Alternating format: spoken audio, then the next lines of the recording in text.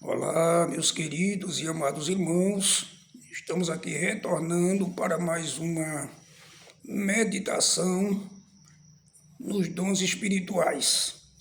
Bem, em nossa última reflexão, nós conversamos sobre a beleza e a profundidade do dom de variedade de línguas, aquela linguagem espiritual pela qual o crente fala mistérios diretamente com Deus. No entanto, quando a igreja se reúne publicamente para adorar, o Senhor deseja que todos participem do crescimento espiritual, para que o mistério não se torne barulho e a mensagem espiritual alcance o coração de quem ouve. Deus concedeu um dom gêmeo e complementar. Hoje o nosso tema é o dom de interpretação das línguas. Esse dom funciona como uma ponte divina. Ele é a capacitação sobrenatural dada pelo Espírito Santo para traduzir no idioma local da congregação o sentido espiritual de uma mensagem que foi entregue originalmente em línguas estranhas. Então, o que é e o que não é o dom de interpretação das línguas? Bem, para nós compreendermos o funcionamento desta ferramenta do Espírito Santo, que está descrita em 1 Coríntios capítulo 12, precisamos desfazer algumas confusões que são comuns. Primeiro, a interpretação das línguas não é uma tradução literal. O intérprete não traduz palavra por palavra, como faz um tradutor profissional de idiomas humanos. Ele transmite o sentido, a essência e a intenção do que o Espírito Santo comunicou. Então veja que é diferente, né? É por isso que, às vezes, uma mensagem curta em línguas pode gerar uma interpretação mais longa ou vice-versa. Em segundo lugar, não é um aprendizado intelectual. A pessoa que interpreta não conhece aquela língua estranha por ter estudado línguas ou filologia. Não, é uma revelação instantânea e inspirada que salta do espírito para a mente do crente no momento em que a mensagem é entregue. Isto é fundamental entendermos.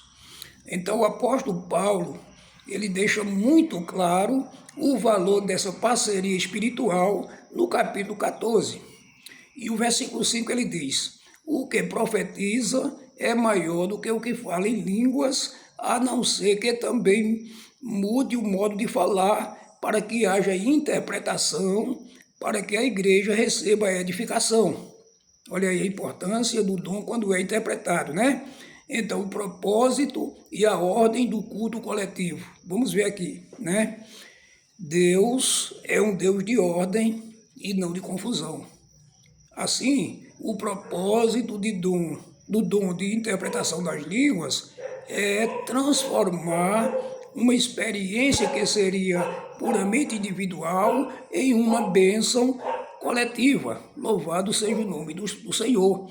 Quando alguém fala em línguas publicamente e ocorre a interpretação, aquele mistério se transforma na prática em uma profecia.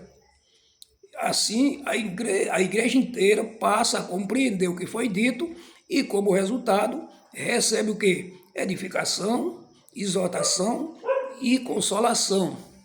Então, Paulo estabelece regras muito claras e práticas para o uso desses dons nas reuniões da igreja. Vejamos o que é que Paulo faz, né?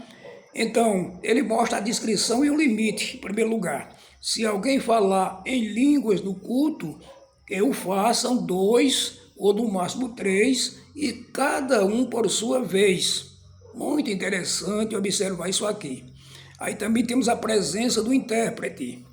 A Bíblia orienta categoricamente, em 1 Coríntios 14, 28, o seguinte: mas se não houver intérprete, esteja calado na igreja e fale consigo mesmo e com Deus.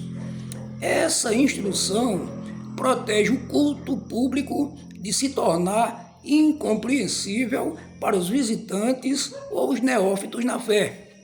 E também mostra que o fervor espiritual nunca deve anular o bom senso e o respeito pelo próximo. Se você fala em línguas, a Bíblia te incentiva a orar para que também possa interpretar. E aqui a gente vê a harmonia perfeita do corpo de Cristo, que é a igreja do Senhor. Ela precisa ser toda edificada, né? Então a existência do dom de interpretação das línguas nos ensina uma lição extraordinária sobre a dependência mútua no corpo de Cristo. Muitas vezes o Espírito Santo dá a mensagem em línguas para um irmão, mas concede a interpretação para outro irmão. A gente já tem visto isso acontecer muitas vezes. Por que Deus faz assim? Para que ninguém se glorie sozinho, para demonstrar que nós precisamos uns dos outros. O irmão que traz a língua estranha precisa do irmão que traz a interpretação, e a igreja precisa de ambos para ouvir a voz do Senhor. Quando esses dois dons operam em perfeita harmonia, o sobrenatural se manifesta com respeito, com beleza e com temor. Quem assiste percebe que há uma mente divina que está regendo aquela mensagem espiritual, e assim os corações são profundamente tocados pela verdade de que Deus está presente e falando de forma compreensível ao seu povo.